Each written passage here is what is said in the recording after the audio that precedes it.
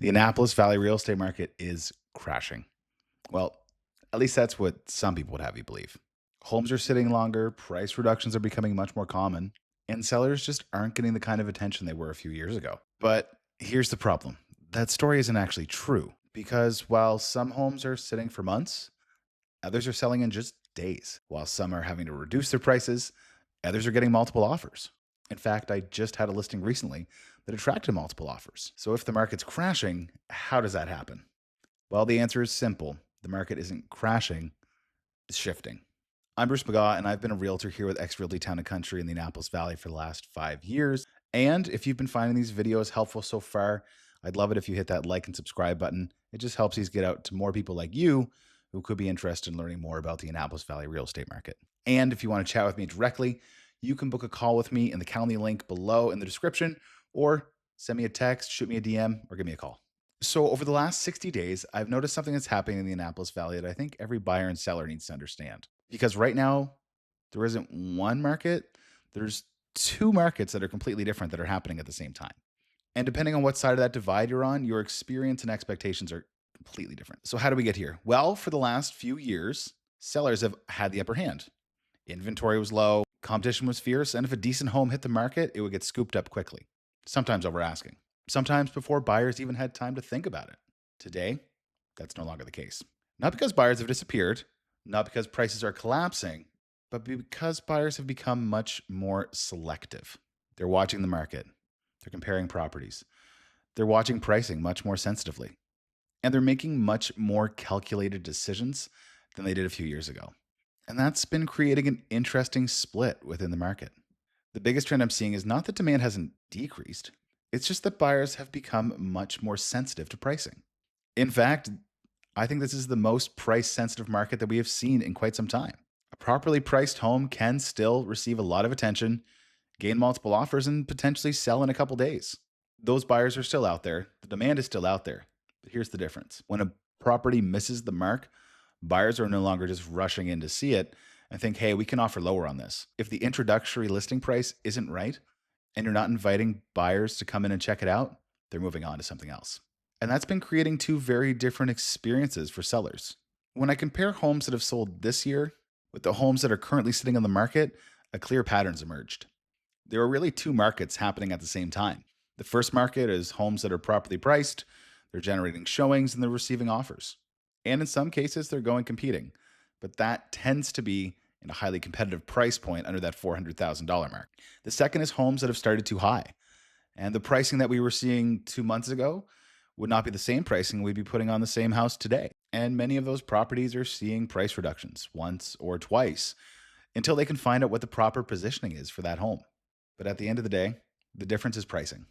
This is probably the question I get asked the most. How's the market? What type of market are we in? Bruce, are we in a buyer's market or a seller's market? And honestly, I don't think we're fully in either. I would describe the Valley and the Annapolis market as more of a balanced one with a little bit more power going towards the buyers. Now, before sellers panic, let me explain. We're still seeing homes sell quickly, we're still seeing multiple offers, and we're still seeing buyers compete for the right properties. But buyers have had more choices than they've had in years for what's available. There's more inventory to compare, there's more opportunities to negotiate, and more confidence to walk away if the property doesn't feel right.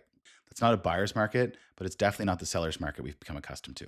So, where is demand the strongest? Well, what I'm seeing right now is it's in that kind of first time home buyer range, or people that are looking to upgrade a little bit in the $350,000 mark up to about $425,000 for most properties. That said, we are still seeing some things in the $500,000 range that are going competing. But again, those are properties that are positioned well, priced well, in great neighborhoods that people want to be in, and ones that are hitting the mark for what those buyer expectations are. But overall, it's 3 to 4 bedroom homes, 2 bathrooms, in good neighborhoods in areas like Kentville, Coldbrook, North Kentville, Cambridge, New Minas. And then there's Wolfville.